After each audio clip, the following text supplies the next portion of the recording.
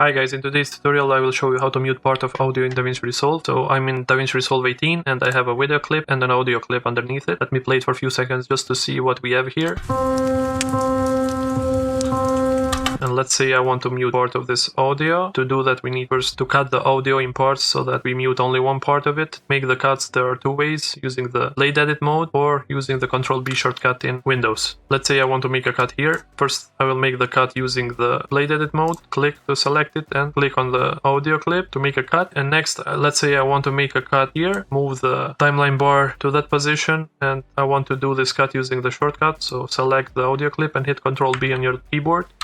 Now we have a cut part of our audio clip. To mute it, there are two ways. The first way is using a shortcut. Just hit the D key on your keyboard. Now if I play, the audio is muted.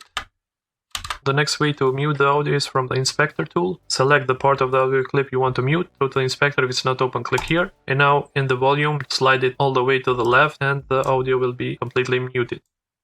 And there you have it. These are two quick ways to mute part of audio in DaVinci Resolve. If you like this video, hit the like button. Make sure to subscribe to my channel for more videos like this. And with you guys, see you in the next time. Thank you for watching and bye.